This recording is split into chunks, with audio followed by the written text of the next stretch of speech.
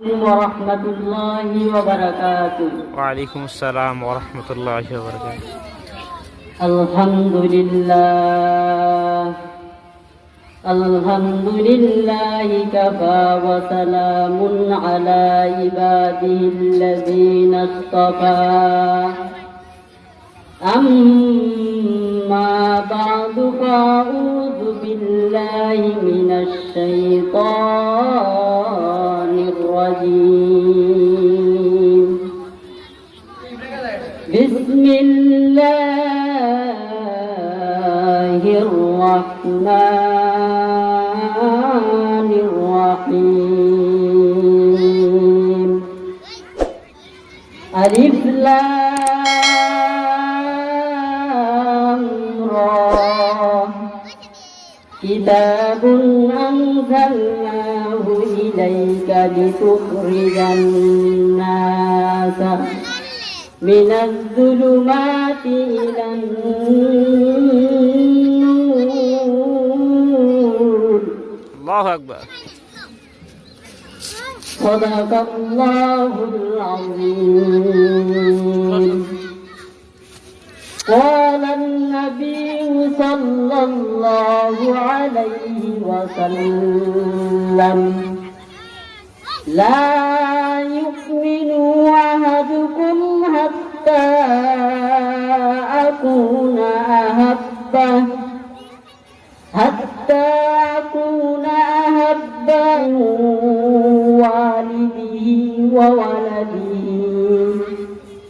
من والده وولده والناس أجمعين.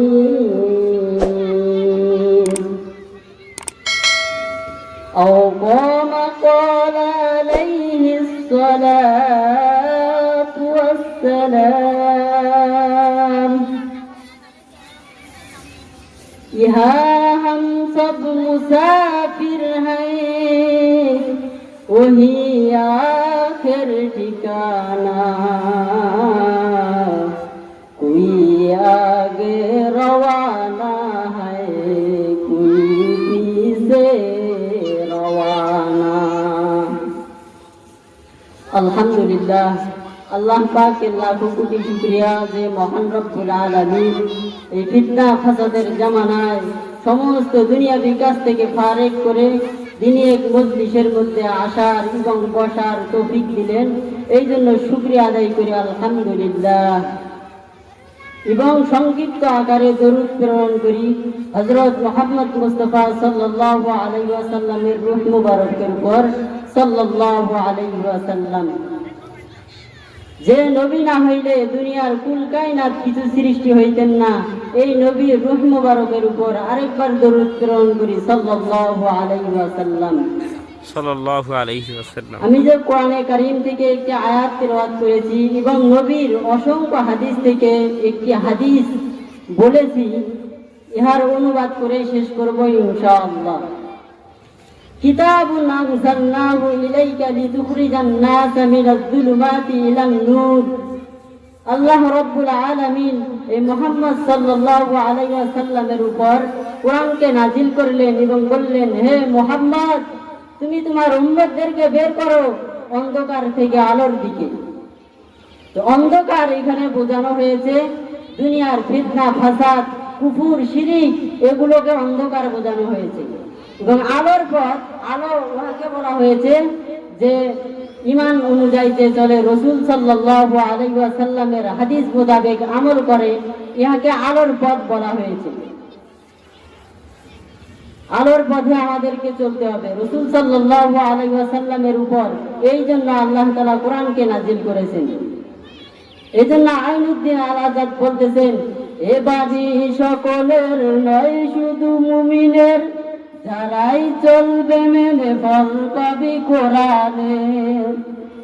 এ বাণী সকলের নয়, শুধু মুমিনের, যারাই চলবে মেনে ফল পাবে কোরআনের।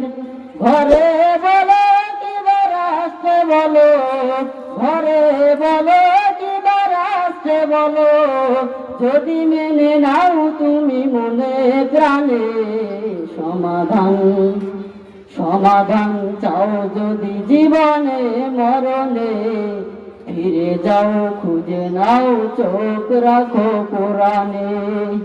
এ তো চির অম্লান চির মুক্তির ডাক, এ যে মহাদানি খোদারি কালামে পাক।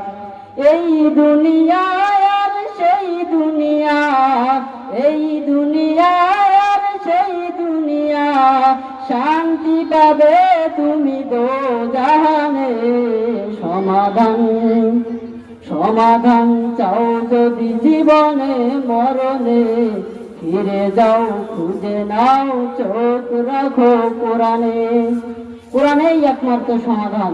এই কোরআন অনুযায়ী যে জীবন যাপন করবে সে হবে ইমানের পথে, আর কোরআন ছাড়া যে কুফুর শিরিক বিদআত এদিকে থাকবে সেটা হলো অন্ধকার।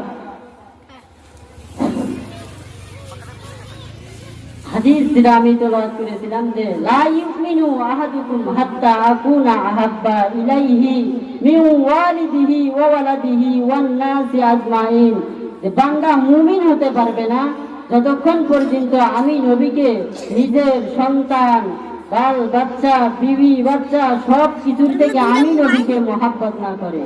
নবীর মহাব্বত সর্বপ্রথম অন্তরে ঢুকাইতে হবে। তো তোমার মহাব্বতটা এখন কার সাথে এটা দেখতে হবে। আজকাল দেখা যাচ্ছে এলাকার যুবকরা তাদের চুলের কাটনি হচ্ছে নেইমারের মতো, তাদের অঙ্গ ভঙ্গিমা সবকিছু নেইমার কুফুর তাদের সাথে মিলে গেছে। তো এটা কি নবীর মহাব্বত? নবীর মহাব্বতই একমাত্র মহাব্বত। নবীকে ভালোবাসতে হলে সব কিছু পরিত্যাগ করতে হবে, নবীর ভালোবাসা অন্তরে যাপন করতে হবে। নবীকে যদি কেউ না ভালোবাসে সে পরিপূর্ণ মুমিন হতে পারবে না। মুমিন হওয়ার জন্য সর্বপ্রথম শর্ত হচ্ছে নবীকে ভালোবাসা এবং নবীর মহব্বত করা। আপনি আমি যদি নবীকে মহব্বত না করতে পারি, নবীকে দুনিয়ার সমস্ত মানুষের চেয়ে ভালো না বাসতে পারি, তাহলে আমরা মুমিন হতে পারবো না। আর মুমিন না হয়ে যদি আমরা কবরে যাই তাহলে কি হবে আপনি আমি তো বুঝতেই পেরেছি। আল্লাহ তাআলা বলতেছেন তোমরা সকলে কোরআন কারীমকে পড়া শেখো। যেমন একটু আগে হুজুর বলে গেলেন তলাবুল ইলমি ফারিদাতুন আলা কুল্লি মুসলিম, দ্বীনি ইলম তলব করা প্রত্যেকটা মুসলমানের উপর ফরজ। আর আমরা দ্বীনি ইলম তলব না করে কোথায় কি কি করতেছি। আমরা দ্বীনি ইলম তলব করা যে প্রত্যেকটা মুসলমানের উপর ফরজ আমরা তো এটা বুঝতেইছি না। এই জন্য আল্লাহ পাক রব্বুল আলামিন কোরআনে কারীমের মধ্যে বলেন ওয়া ক্বালার রাসূলু ইন্নাকুম ইত্তাখাযু হাযাল কুরআনা মাহজুরা। আজ দুনিয়ার মানুষ তারা কোরআনকে পরিত্যক্ত মনে করেছে। কোরআন যে পড়া ফরজ তারা তো ফরজ মনেই করে না। কাল কিয়ামতের দিন আল্লাহ তাআলার আদালতে দাঁড়িয়ে বলবেন যে তোমার বান্দা তারা কোরআনকে পরিত্যক্ত মনে করেছে। বলবে হে রাসূল তুমি যে তোমার উপর আমি যে কোরআন নাজিল করেছিলাম তুমি যে বলেছিলে ওয়াকালার রাসূল ইন্নাকুম ইত্তাখাযু হাযাল কুরআনা মাহজুরা, তোমার সম্প্রদায় তারা তো আজকে কোরআনকে পরিত্যক্ত মনে করেছে। তারা এই রকম দুনিয়াতে কোনো আমল না করে দুনিয়াবি অনেক কাজ কর্মকে তারা প্রাধান্য দেয়, কুফর শিরক এগুলোর মধ্যে লিপ্ত থাকার কারণে কাল কিয়ামতের দিন আল্লাহ তাআলার আদালতে যখন তাদেরকে বলা হবে যে তোমরা দুনিয়াতে কি কি করছো এগুলো বলো, তখন যারা কাফের বেঈমান ছিল তারাও বলবে ওয়াল্লাহি রাব্বিনা ওয়াল্লাহি রাব্বিনা মা কুননা মুশরিকিন। বলবে ওই আল্লাহ তাআলার কসম যিনি আমাকে সৃষ্টি করেছে আমরা মুশরিক ছিলাম না।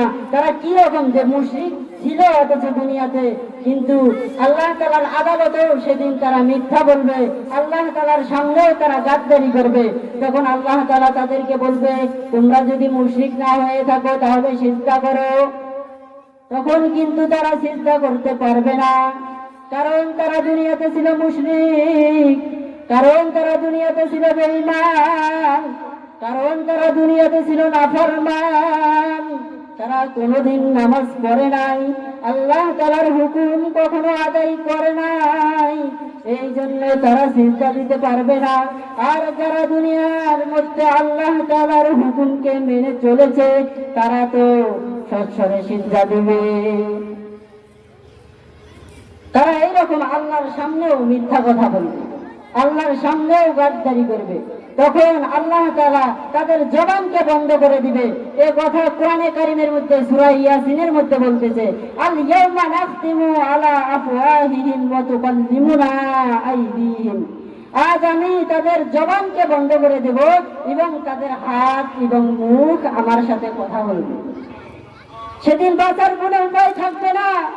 আপনি আমি যা কিছু দুনিয়ার মধ্যে করেছি সব কিছু আল্লাহ তাআলার সামনে আপনার চোখ বলে দিবে, আপনার হাত বলে দিবে, আপনার পা বলে দিবে, প্রত্যেকটা অঙ্গ প্রত্যঙ্গ আল্লাহ তাআলার সামনে সাক্ষী দেওয়া শুরু করবে। সেদিন মানুষ বলবে, হায় কি আফসোস, দুনিয়ায় থাকাকালীন আমরা কি কি করেছি, আজ আমার হাত বলতেছে। আমি তো আমার হাতকে আপন মনে করেছিলাম, কিন্তু এই হাতও তো আমার আপন না। আমি আমার পাওকে আপন মনে করেছিলাম, কিন্তু এ পাও তো আমার আপন না। কি হবে সেই দিন ভাই, একটু চিন্তা করেন। আপনি আমি কি দুনিয়ায় থাকার জন্য এসেছি? না না, আমরা দুনিয়াতে থাকবো না। দুনিয়াতে মানুষ সমস্ত জিনিস নিয়ে ইখতিলাফ থাকে, কিন্তু এমন একটা জিনিস আছে ওই জিনিস নিয়ে কারো কোনো ইখতিলাফ নেই। সেই জিনিসটা কি বলতে পারবেন? সেই জিনিসটা হলো মৃত্যু।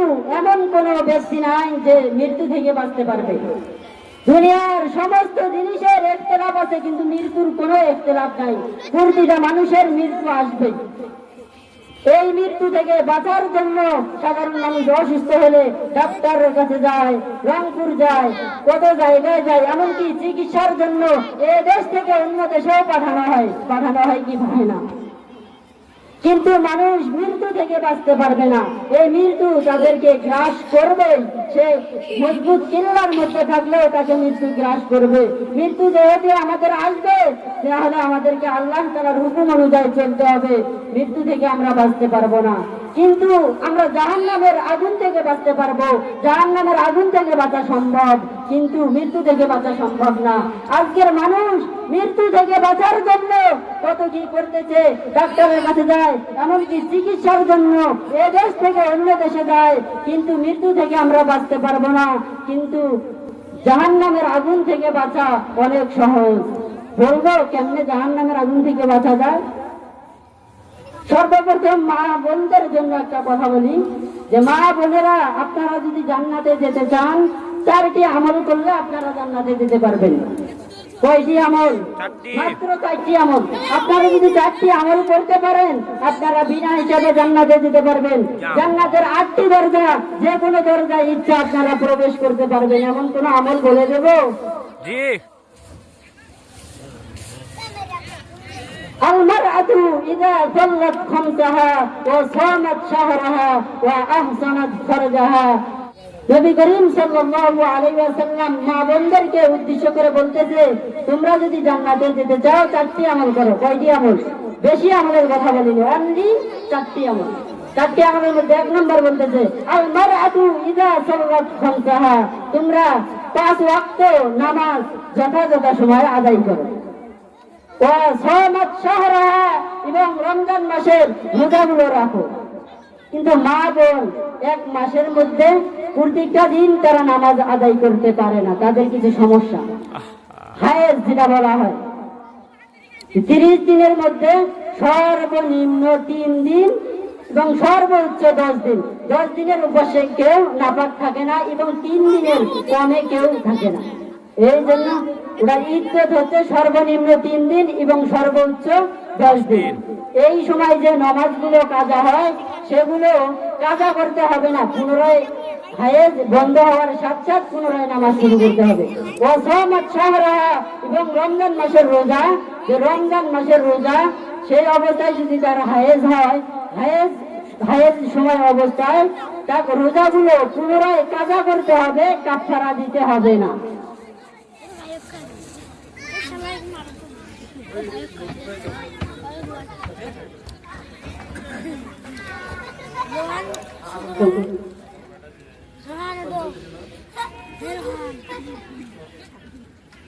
দুইটা বললাম, 5 ওয়াক্ত নামাজ এবং রমজান মাসের রোজা। তারপর বলতেছে ওয়া আহসানাত ফারজাহা, এবং লজ্জা স্থানের হিফাজত, লজ্জা স্থানের হিফাজত করতে হবে। তারপর বলতেছে স্বামীর অনুগত করা, স্বামী যে হুকুম করে তার হুকুম অনুযায়ী চলা, যেখানে যাইতে নিষেধ করে সেখানে না যাওয়া। এই 4টি আমল যদি আমরা করতে পারি, আল্লাহর নবী বলতেছে তোমরা জান্নাতের মধ্যে 8টি দরজা আছে, তোমরা যদি এই 4টি আমল করতে পারো জান্নাতের 8টি দরজায় যে কোনো দরজায় তোমরা ইচ্ছা প্রবেশ করতে পারো। সুবহানাল্লাহ বলবেন না? সুবহানাল্লাহ। সময় সংক্ষিপ্ত হওয়ার কারণে আমি এখানে শেষ করছি। আসসালামু আলাইকুম ওয়া রাহমাতুল্লাহি ওয়া বারাকাতুহু।